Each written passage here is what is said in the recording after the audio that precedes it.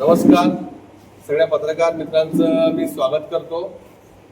तुम्ही सगळे नेहमीप्रमाणे आम्ही कोणत्याही प्रकारचा लढा उभारला, कोणत्याही प्रकारचं आंदोलन असेल किंवा सामाजिक हिताच्या कोणत्याही प्रश्नावर आम्ही जेव्हा एखादी लढाई सुरू करतो, लढाई लढतो किंवा जिंकतो, तेव्हा सगळ्यात जास्त जर आम्हाला कोणी बळ देत असेल तर तुम्ही सगळे पत्रकार मित्र आहेत आणि त्यांचे मी सर्वप्रथम मनापासून आभार व्यक्त करतो. आमच्या सगळ्यांच्या वतीने तुमचे मनापासून आभार. कारण तुम्हाला निरोप दिला आणि तुम्ही आजच लगेच आले, 1 दिवसाच्या नोटीस पिरियडवर तुम्ही आले. अनेकांना प्रश्न पडला असेल की आज कशाबद्दलची पत्रकार परिषद आहे, आज कोणता भ्रष्टाचार बाहेर येणार आहे. अनेक जणांना मला वाटते संदेश मिळाला की आज प्रमोद पवार आणि त्याचे सहकारी त्यासाठी पक्षात जाणार आहेत. आम्हाला बरेच फोन आले, कुठे आहे पक्षप्रवेश, कोणता पक्ष. मी आज सगळ्यात प्रथम तुम्हा सगळ्यांसमोर, सगळ्या पत्रकार मित्रांना आणि हे लाईव्ह बघणाऱ्या किंवा ही प्रेस कॉन्फरन्स बघणाऱ्या किंवा माझ्यावर प्रेम करणाऱ्या, माझ्याशी संबंधित असलेल्या सगळ्या लोकांना नम्रपणे आणि अगदी ठामपणे सांगतो की प्रमोद पवार किंवा त्यांचा कोणताही सहकारी जो या लढाईत आपल्या सोबत आहे, कोणीही कोणत्याही पक्षात जाणार नाही. आजची पत्रकार परिषद आहे ही माझ्या आयुष्यातला आणि माझ्या जवळ सोबतचे सहकारी आहेत या सगळ्यांच्या आयुष्यातला एक टर्निंग पॉइंट आहे. एक अत्यंत महत्वाचं वळण आज आम्ही घेत आहोत आणि ह्या वळणावर तुम्हा सगळ्यांशी संवाद साधावा, तुमच्या सगळ्यांपर्यंत आमच्या भावना पोहोचाव्या आणि जो निर्णय आम्ही घेतला आहे, घेत आहोत, तो आज सगळ्या लोकांपर्यंत पोहोचावा यासाठी आजची पत्रकार परिषद आहे. मी अधिक वेळ न घेता आज तुम्हा सगळ्यांना सांगू इच्छितो की मधल्या काळामध्ये गेले 2 महिने बऱ्याच चर्चा, बऱ्याच अफवा किंवा आमच्याबद्दलच्या सकारात्मक नकारात्मक गोष्टींवर लोकांनी चर्चेचा आनंद घेतला. अनेकांनी दुःख व्यक्त केलं, अनेकांनी खेद व्यक्त केला, अनेकांनी सहानुभूती दाखवली, अनेकांनी आनंद घेतला, आसुरी आनंद घेतला. प्रमोद पवारला श्रमजीवी संघटनेतून काढून टाकलंय, सुनील लोणेला काढून टाकलंय, नवनाथ भोईला काढून टाकलंय. तर मी तुम्हाला अत्यंत विनम्रपणे सांगू इच्छितो की गेले 20-22 वर्ष मी श्रमजीवी संघटनेचा कार्यकर्ता म्हणून अत्यंत प्रामाणिकपणे किंवा माझ्या क्षमतेप्रमाणे जे काम होईल ते मी केले. सुनील लोणे माझे सहकारी, त्यांनी 28 वर्ष संघटनेत काम केले. मला सांगायला अभिमान वाटतो की माझी आजी स्वर्गीय सीताबाई पवार, त्यानंतर माझे वडील स्वर्गीय गुरुनाथ पवार, 2 महिन्यापूर्वीच माझ्या वडिलांचं 2-3 महिन्यापूर्वी निधन झालं. या दोघांनी संघटनेचं काम किंवा संघटनेत सभासत्व म्हणून केलं आणि मी त्यांची 3री पिढी ही संघटनेमध्ये सक्रिय सहभाग म्हणून कार्यकर्ता होतो. त्या संघटनेने आम्हाला घडवलं, आम्हाला लढायला शिकवलं. आदरणीय विवेक भाऊंनी आमच्यावर संघटनेचे संस्कार केले आणि त्यांनी आम्ही जे आज लढतो, बोलतो किंवा भांडतो याचं सर्व श्रेय माननीय विवेक भाऊ पंडित, माननीय विद्युताताई पंडित यांना जातं. कारण त्यांनी आम्हाला शून्यातून घडवलं, आम्हाला लढायला शिकवलं. पण तरीही आम्हाला हा निर्णय घ्यावा का लागला, तर पहिल्यांदा मी लोकांनी जी अफवा काही पसरवली, काही ठराविक लोकांनी, त्यांना मी सांगू इच्छितो की माझ्याकडे माझा राजीनामा आहे, ज्याचं रिसिव्ड कॉपी आहे, मी पत्रकारांना ती कॉपी देतोय. 4 नोव्हेंबरला मी उसगावला माझा राजीनामा सुपूर्द केला. सुनील लोणे यांनी त्यांचा राजीनामा सुपूर्द केला, नवनाथ भोईंनी राजीनामा केला. ते नवनाथ कुठल्या सध्या पदावर नव्हता. सुनील लोणेंनी स्वतः आपलं अंबाडीच्या आंदोलनापूर्वी पद त्यागलं होतं. म्हणजे संघटनेचे जी काही लोक आमच्या बरोबर त्यांनी आपापल्या पदाचा राजीनामा दिला. आता ही वेळ का आली आम्हाला, ते आम्हाला तुम्हाला स्पष्ट करायचं आणि कोणालाही दोष न देता ते स्पष्ट करायचंय की वाडा भिवंडी महामार्गावरचं जे आंदोलन उभारलं आम्ही, त्या आंदोलनावर सातत्यपूर्ण आम्ही सगळे लढत होतो. संघटना लढत होती, मी लढत होतो, माझा मित्र परिवार लढत होता. जे आंदोलन आम्ही पुकारलं ते आंदोलन माननीय भाऊंची परवानगी न घेता मी पुकारलं. त्याचं कारण असं होतं की वारंवार मी वरिष्ठांना, भाऊं व्यतिरिक्त जे वरिष्ठ त्याला सांगत होतो की या प्रश्नावर आपण लढा उभारला पाहिजे, आपण रास्ता रोको आंदोलन केलं, आपण काहीतरी बोललो पाहिजे, आपण अधिकाऱ्यांना जाब विचारला पाहिजे, आपण ठेकेदारांवर कारवाई किंवा रस्त्याचं काम तातडीने सुरू करण्यासाठी पाठपुरावा केला पाहिजे. पण जे काही वरिष्ठ असतील कोणी, त्यांनी दखल घेतली नाही माझ्या बोलण्याची. कलेक्टर ऑफिसला जी मीटिंग झाली त्या मीटिंगमध्येही मी कलेक्टरांशी या विषयावर संघर्ष केला. तिन्ही आमदार तिथे होते, खासदार होते, माजी खासदार होते आणि अनेक अधिकारी होते. तेव्हाही आमच्या काही वरिष्ठ तिथून पळ काढून निघून गेले दुर्दैवाने. ते मला खटकलं की असं का होतंय. मग मी निर्णय घेतला आणि त्याच वेळेस एका वाड्याच्या एका मुलाचा अपघात झाला, 19 वर्षाच्या मुलाचा.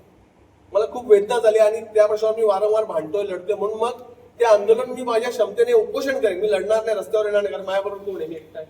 मी उपोषणाचा निर्णय घेतला आणि ते माझ्या सहकार्याने मी सांगितलेलं नव्हतं, पण मी निर्णय घेतला. ते फेसबुकवर त्याला कळलं. मी निर्णय घेतला 16 तारखेला, 16 सप्टेंबरला मी निर्णय घेतला आणि 30 सप्टेंबरची तारीख दिली. मधले 14 दिवस होते. या 14 दिवसामध्ये मला कोणीही माझ्याशी संपर्क साधला नाही, माझ्या वरिष्ठांनी. आणि त्यानंतर मग 30 सप्टेंबरला मी आंदोलन केलं. आता त्या आंदोलनात काय झालं तुम्ही सगळ्यांनी बघितलं. आपण प्रामाणिकपणे लढलो, सगळं अत्यंत पारदर्शकपणे उघड केलं आणि आज हे आपला लढा त्या ठेकेदाराविरोधात, त्या भ्रष्ट अधिकाऱ्यांविरोधात सुरू आहे. त्यानंतर रस्त्याचं कामही सुरू झालं. त्या आंदोलनाला आम्हाला साथ दिली नाही आणि आमच्या आंदोलनाला कोणी जाऊ नये, आंदोलनामध्ये जो जाईल त्याच्यावर कारवाई केली जाईल, अशा पद्धतीचे जी मेसेजेस पसरवले, फोन गेले आणि त्यामुळे अनेक लोक येण्याची इच्छा असून पण आले नाही. पण मोठ्या संख्येने लोकांनी सहभाग नोंदवला. आम्ही कुठल्याही संघटनेच्या माणसाला फोडण्याचा, त्याला बोलण्याचा, फोडण्याचा प्रश्नच येत नव्हता.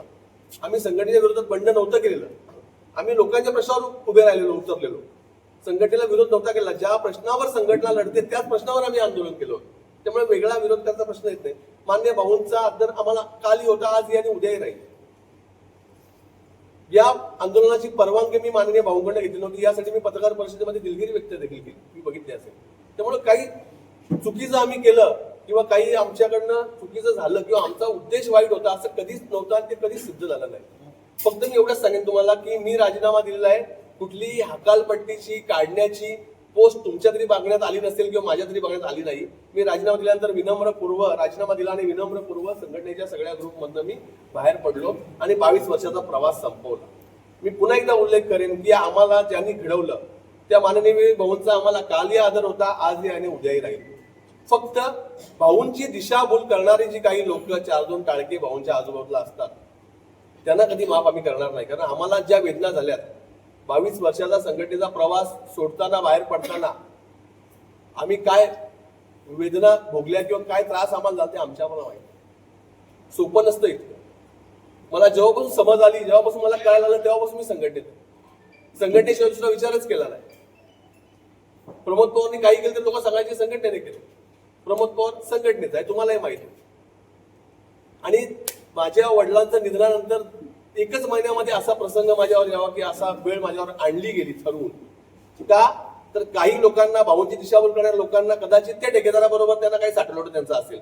प्रमोद पवारने आंदोलन केल्यामुळे ठेकेदार उघडा पडतो हे त्यांना वाटत असेल, काही असू शकतो. त्यामुळे भाऊंना चुकीची माहिती देण्यात आली आणि दुर्दैवाने आमच्याकडची बरोबर माहिती ऐकण्याची कोणी तयार दाखवली नाही. 111 कोटीचा जो घोटाळा आता निघालाय जव्हार मोखाड्यामध्ये, त्यातही हेच लोक सहभागी आहेत आणि त्याचाही पाठपुरावा आम्ही करतो. आम्ही न्यायालयाची तक्रार केली, UOW कडे तपासाचा पाठपुरावा करतो आणि त्यात 111 कोटीमध्ये आपल्या वाड्या भिवंडीची लिंक आहे हे आम्ही सिद्ध करून दाखवतो. म्हणजे आम्ही जे बोलत होतो उपोषणात, आंदोलनात ते खरं निघालं. 111 कोटी या गरीब आदिवासींचे गेल्यानंतर, लुबाडण्याचा प्रयत्न झाल्यानंतर कोण बोलताना दिसले तुम्हाला? दाखवा मला कोण बोलताना दिसलंय. आम्हीच बोललो, आम्हीच पाठपुरावा केला. मुद्दा एवढाच आहे की आम्ही कुणाचे विरोधक नाही, कुणाच्या विरोधात नाही. आम्ही आमचा विनम्रपणे बाजूला झालो. मान्य भाऊंचा आदर असल्यामुळे आम्ही कोणाशी वाद घालू शकत नाही, कोणाला काही बोलू शकत नाही. म्हणून आम्ही शांतपणे, आमची ज्यांना गरज नाही किंवा आम्ही ज्यांना खटकतो त्यांच्यापासून लांब होण्याचा निर्णय घेतला आणि आम्ही नम्रपणे बाहेर पडलो. आता नम्रपणे बाहेर झालं करायचं काय? तुम्ही माझी एक व्हिडिओ बघितली असेल की 22 वर्षाचा प्रवास संपल्यानंतर फ्रस्ट्रेशन येणारच, त्रास होणारच, वेदना होणारच. काल परवाचा नाही आलेला, 22 वर्ष आयुष्यात गेली, म्हणजे पूर्ण जवानी गेली, हयात गेली. मग काही दिवस घरात थांबलो, पुस्तक वाचली, निराश झालो. मग लोढ्यांशी संपर्क, नवनाशी किंवा सगळी कार्यकर्त्यांशी संपर्क केला. मग विचार केला की एकदा आपण लोकांना भेटू, लोकांमध्ये जाऊ, लोकांशी बोलू. पण लोक बोलायला, भाऊ तुम्ही कुठे, काय चाललंय, कोण यायला लागले? प्रत्येक प्रश्नाशी लोकांशी संबंध असल्यामुळे, मी जमिनीवरचा कार्यकर्ता असल्यामुळे लोकांशी संपर्क होता.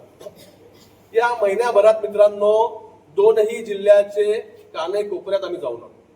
ठाणे, पालघरच्या प्रत्येक तालुक्यात, प्रत्येक ठिकाणी आम्ही जाऊन आलो आणि लोकांचा माझ्या अपेक्षेपेक्षा पलीकडे प्रतिसाद मिळाला. आणि मग आम्ही निर्णय घेतला की काहीतरी करावं लागेल आणि ते काहीतरी करावं हेच आज तुमच्या समोर आम्ही जाहीर करतोय. माझे सगळे सहकारी, माझा मित्र परिवार आणि जे कोणी लोक या समाजामध्ये अन्याय विरोधात लढण्यासाठी धडपडतात, ज्यांना धडपडण्याचा ज्यांची इच्छाशक्ती आहे, प्रयत्न आहे, पण ती संघटित शक्ती होत नाही, आपण रस्त्याचा प्रश्न लढलो, इतर प्रश्नांवर लढलो. हे सगळे मोबिलाईज होते, जमलेले होते, पण ते ऑर्गनाईज नव्हते. आणि ते ऑर्गनाईज करण्याचं काम आम्ही करतोय तुमच्या सगळ्यांच्या साक्षीने, सगळ्या जनतेच्या साक्षीने, सगळ्या पत्रकार मित्रांच्या माझ्या सगळ्या साक्षीने. आपण आज एक घोषणा करतोय की भूमिपुत्र एल्गार संघटना नावाची संघटना आम्ही स्थापन केली आणि त्याची आज आम्ही अधिकृतरित्या घोषणा तुमच्या समोर करत आहेत. मला फक्त 1 मिनिट जर तुम्ही दिला तर आज आपण या संघटनेचा झेंडा, ध्वज तुमच्या समोर आम्ही अनावरित करतो. प्लीज.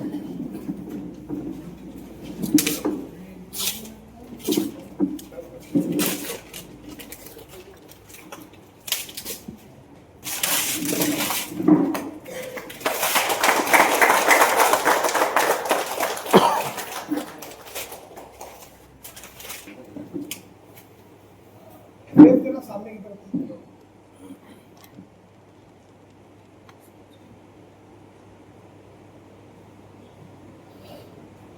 फोटो मार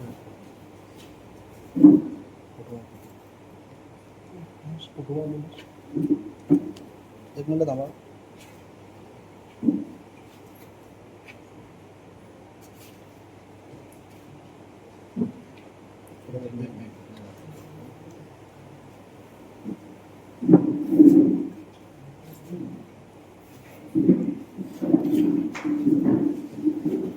एक सरळ साधा उद्दिष्ट, सरळ साधं गणित, सरळ साधी भूमिका, कुठल्याही प्रकारचे कॉम्प्लिकेशन नाही, कुठल्याही प्रकारचा किचकटपणा नाही, कुठल्याही प्रकारचा काही कठीण प्रकार नाही. साधा सरळ उद्देश आहे की या ठाणे पालघर जिल्ह्यातल्या किंवा एकूणच आपला जो ग्रामीण जिल्हा आहे, जो आदिवासी बहुल भाग आहे, शेतकरी बहुल भाग आहे, यामध्ये आम्हाला सगळ्यात महत्वाचं जे काही आढळलं ते म्हणजे तरुणांचा रोजगार. गेल्या अनेक वर्ष प्रत्येक विषयावर बोललं गेलं, पण तरुणांच्या रोजगारावर कोणी बोललं नाही. पक्षात, जाती, धर्मात विभागलं गेलं, त्यांना वेगवेगळ्या पद्धतीने भडकावलं गेलं, पण त्या तरुणाच्या गरजी चूल कशी पडेल यावर प्रश्नचिन्ह आज पण तसाच आहे. आम्ही जेव्हा जिल्ह्यात फिरलो तेव्हा आम्हाला अनेक तरुण भेटले आणि ते एज्युकेटेड तरुण बेरोजगार होते. मग आम्ही काय केलं, संघटना घोषणा किंवा संघटनेची स्थापना करण्याच्या आधी आम्ही एक सर्व्हे केला. आम्ही एक ऑनलाईन या नवीन तंत्रज्ञानाचा वापर केला आणि आम्ही एक सर्व्हे केला. त्या सर्व्हेमध्ये आम्ही तरुणांचे क्लिकवर फॉर्म भरून 16 प्रश्नांचा आम्ही फॉर्म भरून घेतला आणि त्यामध्ये आमच्याकडे शेकडो फॉर्म आले. या फॉर्म मध्ये तुमचं शिक्षण किती, तुमच्याकडे जमीन किती आहे, भांडवल किती आहे, नोकरी करू इच्छिता का, व्यवसाय करू इच्छिता का, आणि त्यांच्या बेसिक माहितीचं आम्ही संकलन केलं आणि त्या माहितीच्या आधारावर आम्ही काही एका अनालिसिसवर पोहोचलो. अजूनही तो सर्व्हे सुरू आहे. विशेषतः जव्हार, मोखाडा, वाडा, विक्रमगड या भागातले. वाड्यामध्ये मोठी इंडस्ट्री आहे, जव्हारमध्ये काही कंपन्या आहेत, पालघर बोईसरला MIDC आहे, इकडे मुरबाडला MIDC आहे, शहापूरला आता MIDC डिक्लेअर झाले. त्या सगळ्या MIDCs होतात, मोठमोठ्या कंपन्या, मल्टीनॅशनल कंपन्या येतात, पण यात आपल्या स्थानिकांना रोजगार मिळतो का, प्रश्न अनुत्तरित आहे. आमची पहिला भूमिका ठाम आहे या भूमिपुत्र एल्गार संघटनेची की या भागातल्या रोजगारांवर पहिला अधिकार भूमिपुत्रांचा आहे. पहिला रोजगाराचा हक्क इथल्या भूमिपुत्र तरुणांचा आहे. मग ते आदिवासी तरुण असतील, कुणबी तरुण असतील, आगरी तरुण असतील, कोळी तरुण असतील, बौद्ध तरुण असतील, जाती धर्म पलीकडे जो इथला भूमिपुत्र, इथला रहिवासी आहे, त्या सगळ्या तरुणांचा इथे अधिकार आहे. इथे असणारे वेअर हाऊसेस आहेत, त्यांच्यावर आमचा अधिकार आहे. शासनाने रोजगार हमीची योजना काढली. रोजगार हमी त्या काळामध्ये बरोबर होती, कारण त्या काळामधला साक्षरता दर फक्त 35% होता जेव्हा रोजगार हमी सुरू झाली. पण आताचा साक्षरता दर 2025 मध्ये हा 90%च्या आसपास आहे. त्यामुळे आमची पोरं ग्रॅज्युएट आहेत. आमच्या सर्व्हेमध्ये आम्हाला पोरं आढळली. ग्रॅज्युएट झालेला पोरगा रोजगार हमीवर फावडा घेऊन जातो.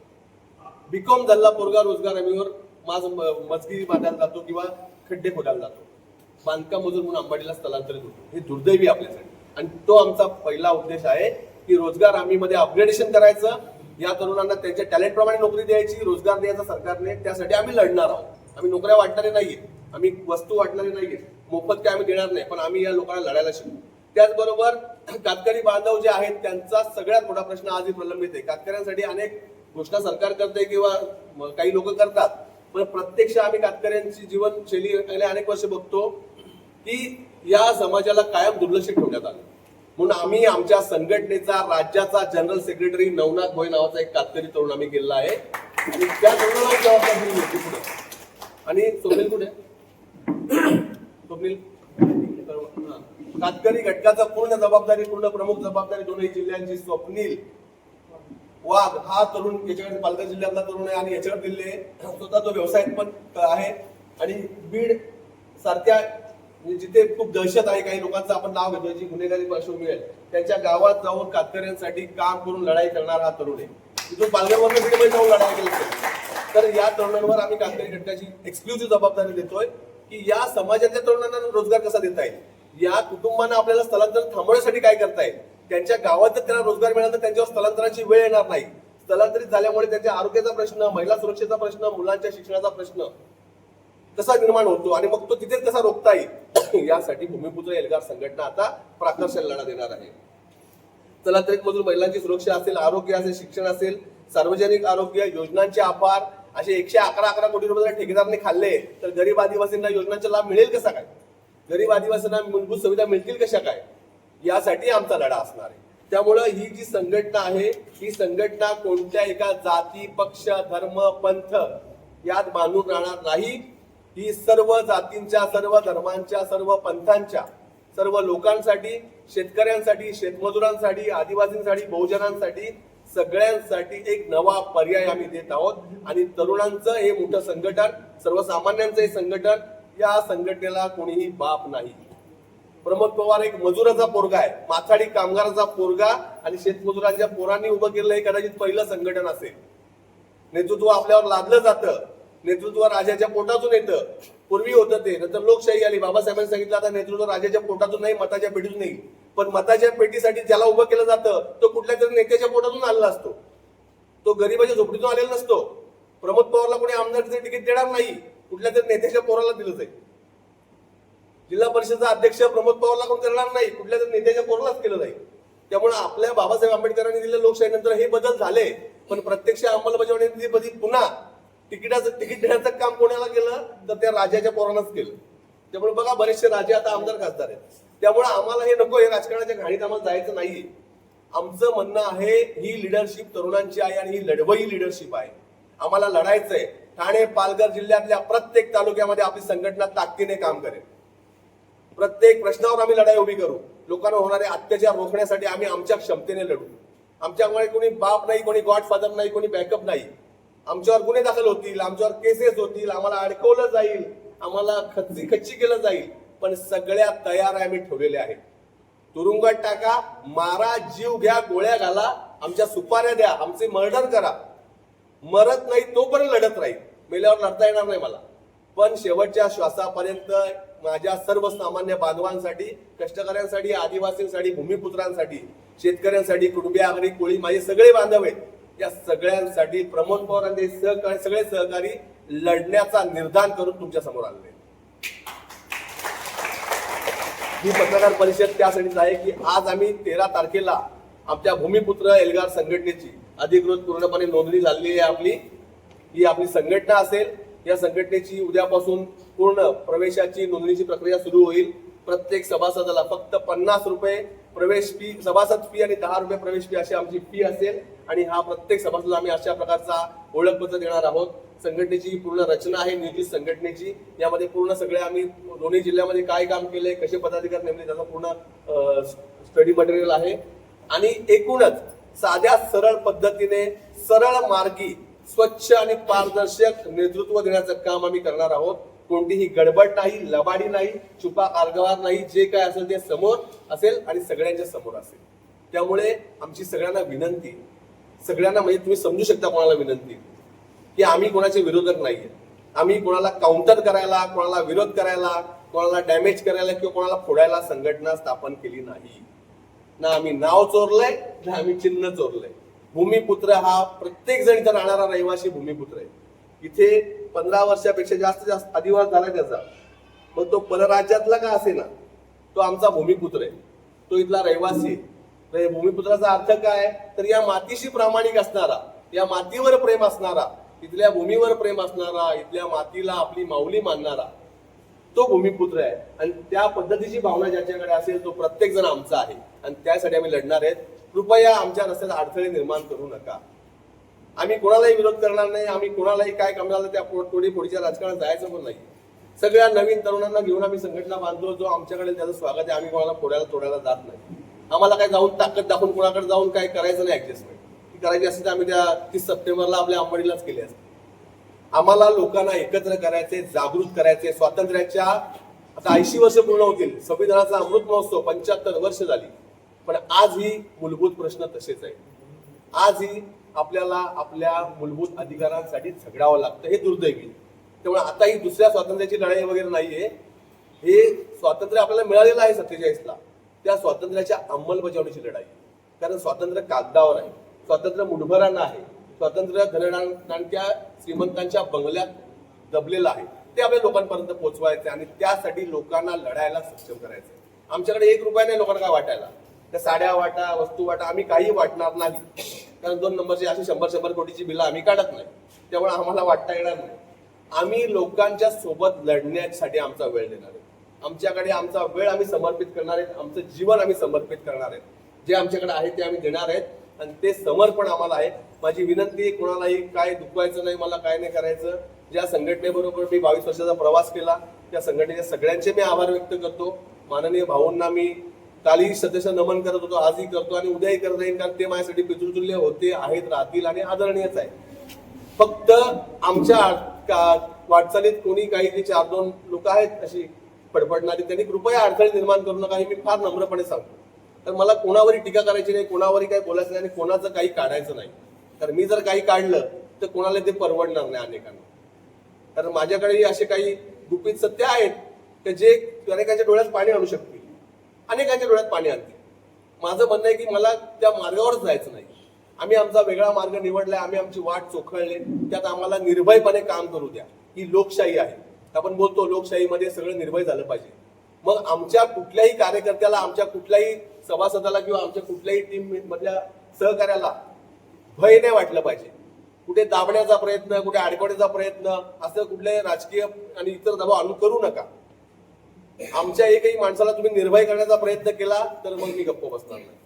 आम्हाला निर्भयपणे काम करू द्या, आम्हाला प्रामाणिकपणे काम करू द्या, आम्हाला मोकळ्या श्वासाने आमचे संघटन, आमच्या तरुणांचं संघटन उभं करू द्या. आम्हाला लोकांच्या हिताचं काम करायचंय. आम्हाला कोणाला लुबाडायचं नाही, कोणाची फरफट करायची नाही की कोणाला ओरबडायचं नाही. आम्हाला आमच्या क्षमतेने हे संघटन मोठं करायचंय आणि भूमिपुत्र एल्गार संघटना या ठाणे पालघरमध्ये भूमिपुत्रांच्या न्याय हक्कासाठी आज नवा पर्याय आम्हाला उभा करायचा, तो सक्षमपणे आम्ही पुढे घेऊन जाऊ याचा आम्हाला विश्वास आहे. मी माझे सहकारी सुनील भाऊंना विनंती करेन की आम्ही जे झेंड्याचा जो संकल्पना आम्ही मांडली, आमच्या तिरंग्याची किंवा आमच्या याच्यामध्ये असलेले जे रंग आहेत, जो लोगो आहे, हे थोडक्यात तुमच्या समोर मांडतील. कारण प्रत्येक गोष्टीला आम्ही काहीतरी कारण ठेवलेली आहे. नमस्कार. प्रमोद भाऊने आपल्याला संघटना कशासाठी का काढावी लागली याबद्दल सविस्तर सांगितलेलं आहे. हा झेंडा बनवताना आम्ही सगळ्यांनी बसून, जे आमचे प्रमुख सहकारी आहेत, ते ठरवलं.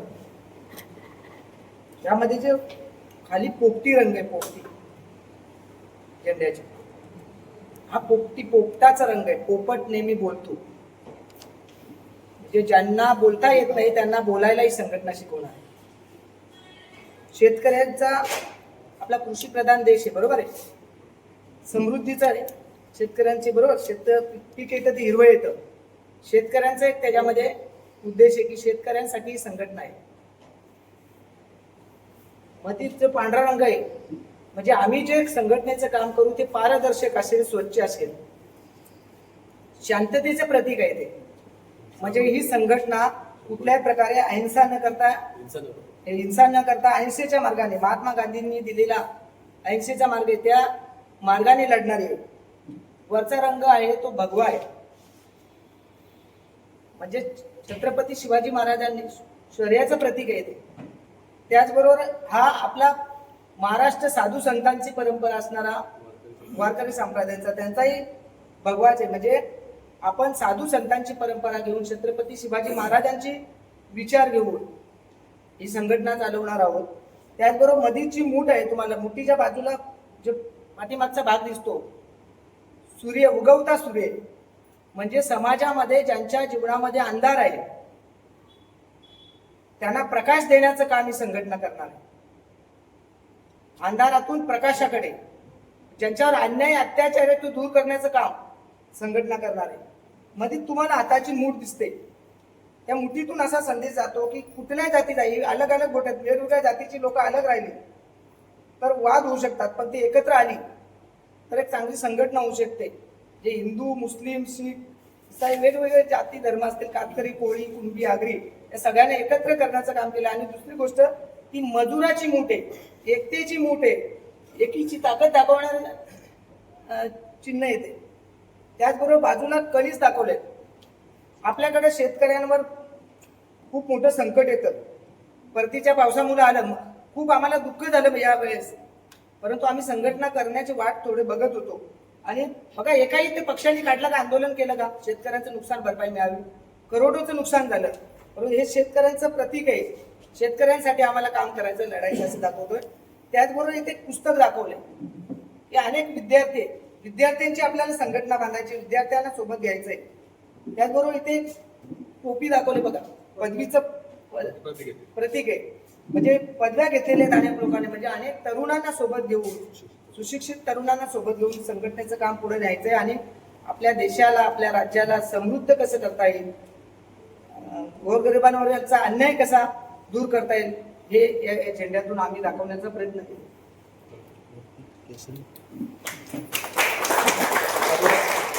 तुमचा अधिक वेळ घेणार नाही. आज आम्ही भूमिपुत्र एल्गार संघटनेची अधिकृत घोषणा करतो. या भूमिपुत्र एल्गार संघटनेचा मी अध्यक्ष म्हणून काम पाहणार आहे.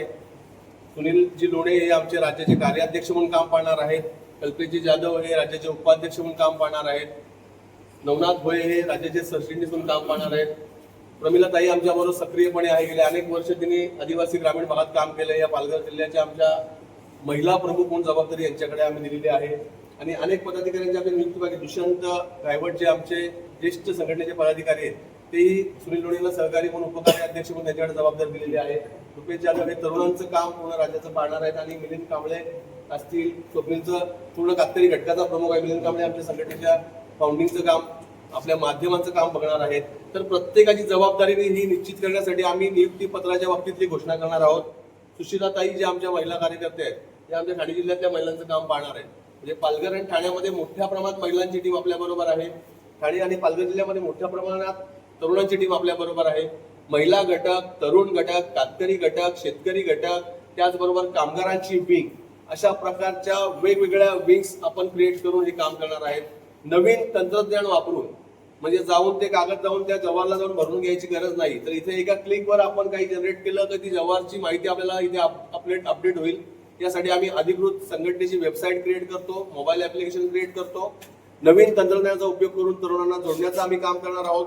एखादा ग्रामीण भागातला प्रश्न तातडीने आपल्यापर्यंत कसा पोहोचेल, तातडीने त्या प्रश्नावर दखल कशी घेतली जाईल, त्या प्रश्नासाठी धोरणकर्त्यांपर्यंत आपली माहिती कशी जाईल, त्या प्रश्नावर आंदोलन कसं उभं राहील, पत्रव्यवहार कसा उभा राहील, यासाठी आम्ही एक हायटेक सिस्टम डेव्हलप करतोय. आपल्या कार्यालय, आपल्या संघटनेचं मुख्य कार्यालय हे अंबाडी असेल. लवकरच मुख्य कार्यालयाचं आमचं कॅम्पसचं काम सुरू आहे. ते कॅम्पसचं आम्ही ठिकाण झाल्यावर पुन्हा एकदा आपल्या पत्रकारांशी संवाद साधू. पण सध्या आपलं अंबाडीचं असलेलं मुख्य कार्यालय हे संघटनेचं कार्यालय म्हणून काम पाहणार आहोत. त्या कार्यालयामध्ये पूर्णपणे आपला वॉर रूम असणार आहे, कंट्रोल रूम असणार आहे. त्यामधून आपल्या संघटनेच्या सगळ्या कार्यकर्त्यांशी आम्ही संपर्कात राहणार आहोत. एकूणच बदलत्या युगाप्रमाणे, बदलत्या तंत्रज्ञानाच्या आधारावर, नवीन टेक्नॉलॉजीच्या आधारावर ठाणे पालघर जिल्हा हा मुंबईपासून हाकेच्या अंतरावर असलेल्या जिल्ह्यामध्ये एक अभिनव संघटन आम्ही उभं करतो. आणि या संघटनेची अधिकृत घोषणा आज झाली असं मी जाहीर करतोय. धन्यवाद.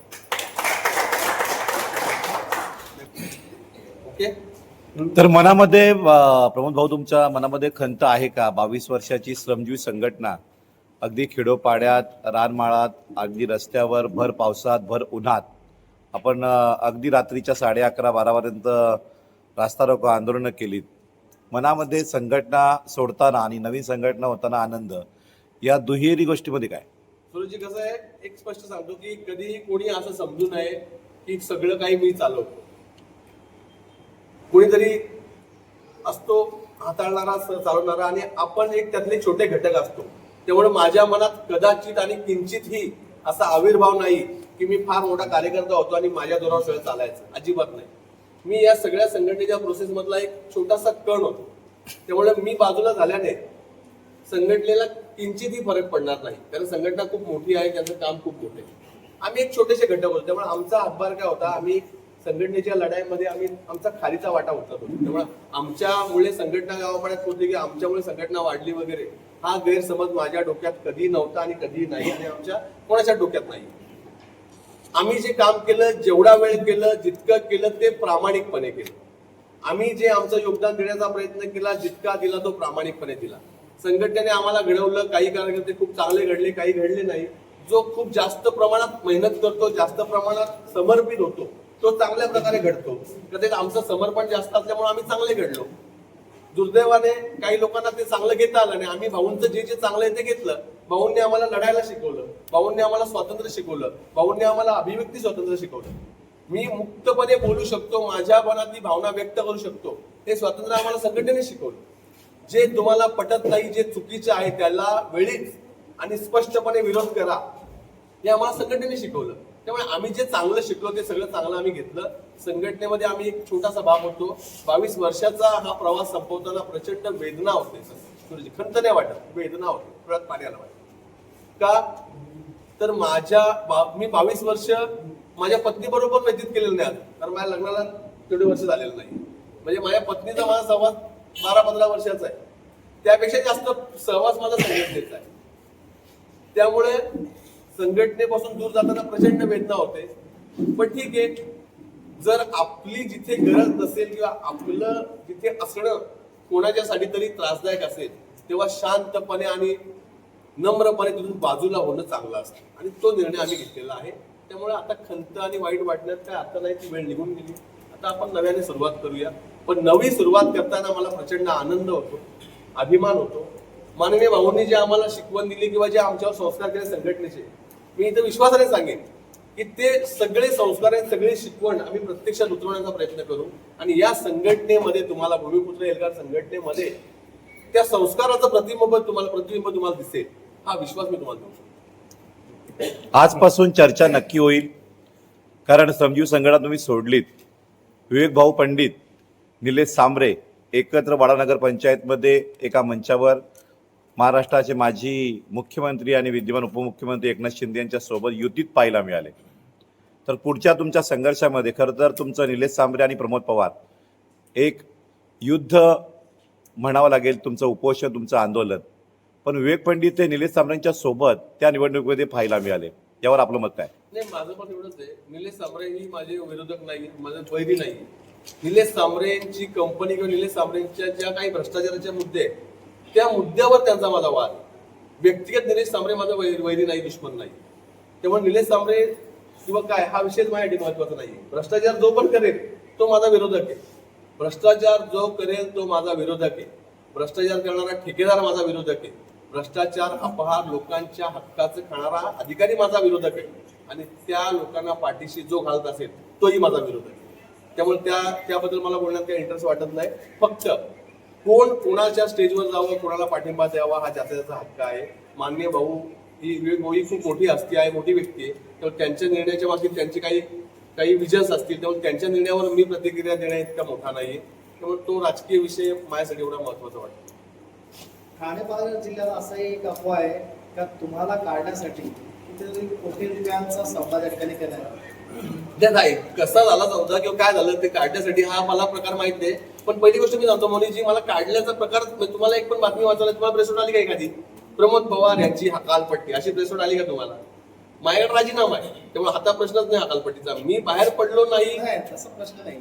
तुम्हाला काढण्यासाठी म्हणजे प्रमोद पवारला सपोर्ट दिला नाही पाहिजे यासाठी कितीतरी कोटी रुपयांच्या पदाधिकाऱ्यांना वाटणी केली असं माहिती. आता ते कल्पना मला माझ्यापर्यंत वाटणीचा हिस्सा पोहोचलेला नाहीये, त्यामुळे मला काही कल्पना नाहीये. ते दुर्दैवाने हेच वाईट आहे सगळ्यात की बघा, एखादा ठेकेदार 100-150 कोटीचा घोटाळा करतो. ते पैसे कोणाचे असतात? आपण काय सांगतो, प्रमोद पवार प्रमोद पवारला काय पडले ते निलेश सांबरेच्या मागे लागायचे. पण तो जे घोटाळ्याचे पैसे हडपतो ते कोणाचे असतात? ते आपले पैसे असतात, तुमचे माझे पैसे असतात, आपल्या टॅक्स पेअरचे पैसे, आपल्या गरीब कष्टकऱ्यांचे आणि आपल्या अर्थकारणावर त्याचा परिणाम होतो देशाच्या, राज्याच्या. आणि ते पैसे तो लुबाडतो. जेव्हा 100-150 कोटी लुबाडतो, मग तो काय करतो? 2-5 कोटीची लोकांना मदत वाटतो, 2-5 कोटीचे कॅम्प घेतो आणि मग तो 2-5 कोटी रुपये असे त्याच्या विरोधात होणाऱ्या आंदोलनाला दडपण्यासाठी वाटतो. म्हणजे काय होत आहे, लोक शांत झाली, अरे जाऊ दे, भ्रष्टाचार करतो ना पण आम्हाला मदत करतो ना, म्हणजे ते पैसे माफ झाले. आंदोलनं झाली, आंदोलनं काही मॅनेज होतात आणि जे आमच्यासारखे मॅनेज होत नाही त्यांना मग बदनाम केलं जातं, त्यांना मग बलहीन केलं जातं, त्यांची ताकद कशी कमी होईल त्यासाठी पैसे खर्च केले जातात. ही सायकल आपल्याला बंद करायची. आपले पैसे म्हणजे आपले 100 कोटी हडपायचे, 10-12 कोटी खर्च करायचे, 90 कोटी खिशात. 15 वर्षामध्ये असा कोणता व्यवसाय आहे ज्यामध्ये माणूस 300-400 कोटीचा अधिकृत मालक होतो? तो जर व्यवसाय त्यांनी लोकांना सांगितला, आम्हाला सांगितला, तर कदाचित आपल्या ठाणे पालघर जिल्ह्याची गरिबी दूर होऊन जाईल. 15 वर्षापासून काम ठेकेदारी करणारे अनेक लोक मी बघितले, पण 15 वर्षात एखादा माणूस डायरेक्ट 300 कोटीचा होतो. तो रिक्षा चालवत होता, दूध विकत होता, मग सांगतो तो. मग 300 कोटी जर होण्याची काही संकल्पना असेल, काही पॅटर्न असेल किंवा काही फॉर्म्युला असेल तर त्याने आम्हालाही शेअर करावा. म्हणजे आपण सगळे मिळून, पत्रकार मित्र असतील, आपण सगळे मिळून तो फॉर्म्युला वापरू आणि आपण पण 200-300 कोटी मालक म्हणू. माझं म्हणणं ते लोकांनी आता डोळे उघडले पाहिजे की हे पैसे कोणाचे. 111 कोटी हडपायला लावले आणि त्यावर कोणीच काही बोलत नाही. आम्ही पाठपुरावा केला आणि ते झालेलं जामीन रद्द न्यायालयाने केलं. न्यायालयाचे मी आभार मानेन आणि ती चौकशी सुरू आहे. हा 111 कोटी सॅम्पल आहे. आपल्या 2ही जिल्ह्यामध्ये वर्षाला हजार कोटीची अशी खोटी बिलं काढली जातात. अरे 1000 कोटी म्हणजे झाले काय? 111 कोटीचं आम्ही कॅल्क्युलेशन केलं तर 111 कोटी रुपये सरकारच्या तिजोरीत गेले असते किंवा असते तर 5,500 घरकुलं मिळाली असती लोकांना. एक घरकुलाला 2 लाख रुपये शासन देतंय. 5,500 गरीब आदिवासी कष्टकरी आणि जे बेघर आहेत, जे झोपड्यात राहतात, त्यांची गरज आली असती ना. आपल्याला कळत नाही की आपला पैसा कसा लुबाडला जातो आणि मग हेच पैसे लुबाडलेले आमच्यासारख्या आंदोलनांना खच्ची करण्यासाठी वापरले जातात. आमच्यासारख्यांचं आंदोलन दाबण्यासाठी वापरले जातात. आम्हाला बदनाम करण्यासाठी वापरले जातात. मग आमच्याबद्दल वेगवेगळ्या अफवा पसरवायच्या, आमच्याबद्दल वेगवेगळ्या रुमर्स पसरवायचे. याला काढलं आता, हे असं केलं, हे मॅनेज झालं, ते झालं. तुम्हाला पण कळतंय आता की जो माणूस एक मुद्द्यावर 7 वर्ष ठामपणे बोलतो, शब्द बदललेला नाहीये, आरोप बदललेला नाहीये, मुद्दा बदललेला नाहीये आणि बोलण्याची धमक बदललेली नाहीये, तो माणूस कधी विकला जाऊ शकत नाही. ते लोकांना आता कळलंय, बऱ्याच लोकांना. त्यामुळे कुणी जे विकले गेले त्यांना लोक थुतू करतात, जे विकले गेले नाही ते लढतात. बऱ्याच समाजामध्ये बराच घटक असा आहे की जो डोळसपणे हे सगळं बघत असतो. 4-2 ठराविक माणसांनी अफवा पसरवल्याने कोणाची प्रतिमा मलिन करता येत नाही. जो लढवय्या आहे, लढणारा आहे, जो प्रामाणिक आहे, त्याच्यावरचा डाग असे शिंतोडे उडवलेले ते टिकत नाही, ते पुसले जातात. त्यामुळे आमची नम्रपणे विनंती आहे की तुम्ही अशा प्रकारचा भ्रष्टाचार करता, तो भ्रष्टाचार आमच्या गरिबांना लुबाडणारा असतो म्हणून आम्ही लढतो. तुमचं आमचं वैयक्तिक वैर नाही. तुम्हाला तुमची संपत्ती, तुमची प्रॉपर्टी लख लाभो, पण गरिबावर अन्याय जो पण करेल, भ्रष्टाचार अपहार जो पण करेल, आमच्या हक्काच्या टाळूवरचं, भूमिपुत्राच्या टाळूवरचं लोणी जो पण काही, त्याच्या विरोधात भूमिपुत्र एल्गार संघटना यापुढे आक्रमक असेल आणि ती तुम्हाला कायम दिसेल, एवढा तुम्हाला शब्द देतो. भूमिपुत्रांना काय म्हणाल की भविष्यामध्ये तुम्हाला जर ऑफर आली पक्षाकडनं तर मग तुम्ही युती करणार का? संघटनेपासून मी दूर झालो, बाहेर झालो हे कळल्यावर मला सर्व पक्षीयांनी वेगवेगळ्या पद्धतीच्या ऑफर्स दिल्या. ऑफर म्हणजे काय? अशा ऑफर नाही 1 खोका, 2 खोका, 50 खोका अशा ऑफर नाही आहेत. चांगल्या माणसांनी मला, ज्येष्ठ नेत्यांनी महाराष्ट्रातल्या मला फोन केले. त्याची नावं सांगून चुकीचं होईल असं करणार नाही, पण महाराष्ट्रातल्या मोठमोठ्या नेत्यांनी मला व्यक्तिगत कॉल केले की प्रमोदजी तुम्ही आमच्याकडे या, तुमची कुचंबना होणार नाही, तुम्हाला बोलण्याचं स्वातंत्र्य दिलं जाईल, तुम्ही ज्या पद्धतीने लढतात त्या पद्धतीने तुम्हाला लढाईसाठी मोकळीक दिली जाईल. पण मी त्या सगळ्यांना नम्रपणे नकार दिला. सगळे स्टॉपचे पक्ष, सगळ्या पक्षांनी मला, सगळ्या लढवय्या पक्षांनी किंवा सत्तेतल्या पक्षांनी मला सांगितलं, पण मी त्यांना विनम्रपणे नकार दिला की मी लढणारा कार्यकर्ता आहे. मी पक्षात यायला नेता नाही. पक्षामध्ये नेते येतात, कार्यकर्ते येत नसतात. प्रमोद पवार हा नेता झालाच नाही कधी, हा कार्यकर्ता राहिला. त्यामुळे कार्यकर्त्याला रस्त्यावरची लढाई लढायला लागेल. तुमच्या बरोबर आलो तर कदाचित त्या लढाईमध्ये मला पुन्हा एकदा बंधने येतील जशी आता आली.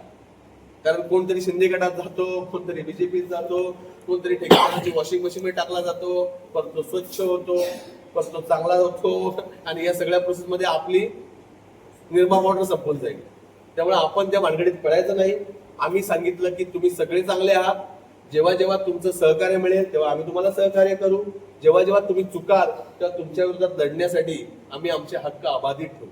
म्हणून आम्ही सगळ्या पक्षांना सूरजजी विनम्रपणे नकार दिला. कारण आता ऑफर विफरचा काय विषय राहिला. थँक्यू.